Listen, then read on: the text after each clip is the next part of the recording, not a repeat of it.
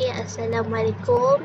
So hari ni saya nak buat tutorial menggunakan Padlet. Dekat sini kita ada banyak pilihan untuk kita organize kita punya content seperti wall, column, table, timeline dan map. So korang boleh pilih macam-macam ni, ada banyak lagi. So hari ni saya nak ajar korang pakai column. First kita tekan. Sebab tadi kita dah pilih, so sini kita boleh tukar kita punya gambar. First kita buat tajuk. Tajuk ini saya nak buat. Korang boleh buat tajuk apa-apa yang korang nak. Kali ni saya akan buat tajuk 3, 2 asas pembelajaran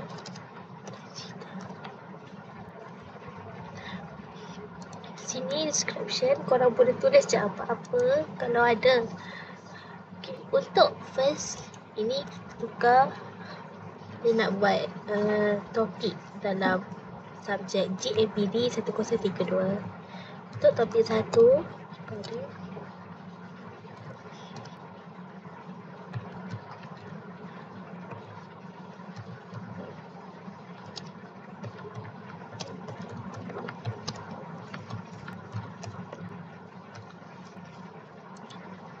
sini korang boleh pilih macam nak macam mana ni, nak tukar kita punya template ni.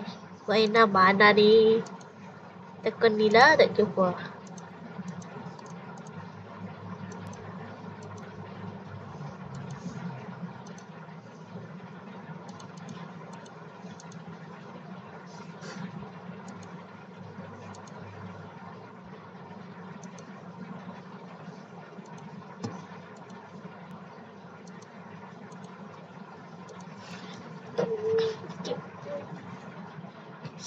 Cara-cara kita nak tukar kita punya background ni, kita tekan. Kat sini kita ada wallpaper. So korang boleh pilih macam mana dan menggunakan kesesuaian apa yang korang rasa sesuai. Kalau dekat dia dah bagi, kalau korang rasa macam buruk ke apa, korang pun nak upload korang punya gambar dekat sini. So saya pilih yang simple je. Sebab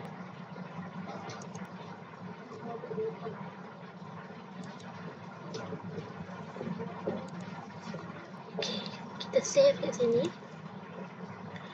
Sini kita boleh tukar kita punya, pada bahagian ni kita boleh tukar kita punya tulisan nak jenis macam mana. Dia banyak. Korang boleh pilih mengikut kesesuaian. Apa-apa korang boleh pilih dekat sini.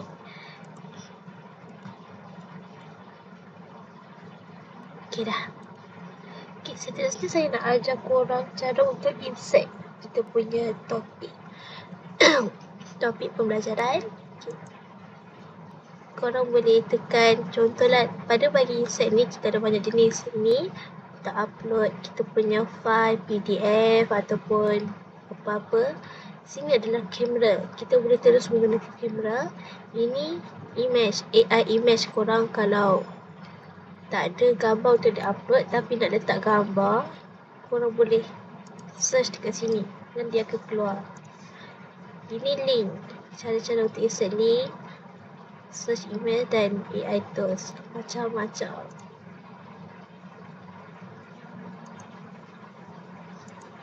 Cara nak insert. So ni saya nak ada insert kita punya nota untuk JAK.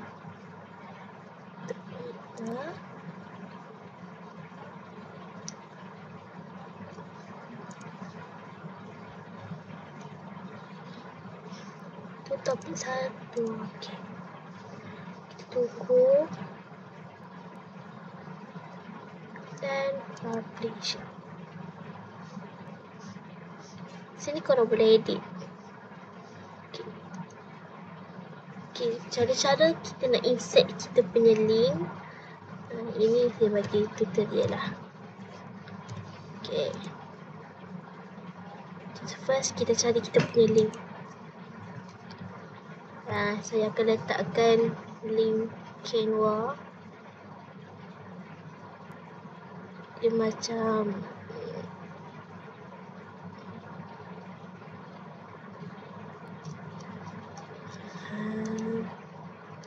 buat.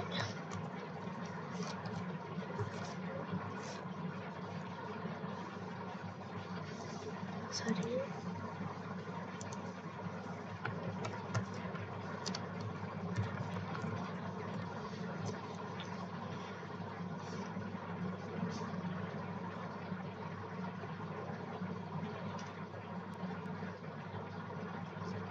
Ni saya hanya meletakkan dia punya contoh saja. Korang boleh pilih dan tukar mana ni menjadi kesesuaian. Okay, kita share, kita copy link. Okay, cara nak insert link, kita just tekan sini. Okay.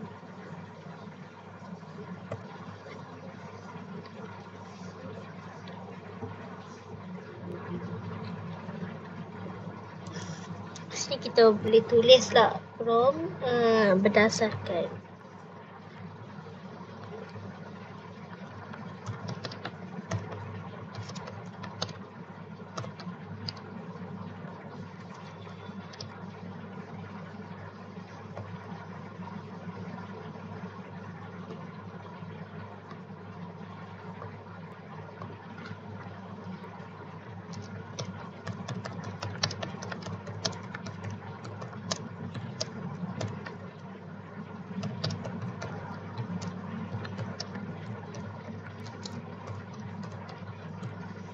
okay, kalau dah publish.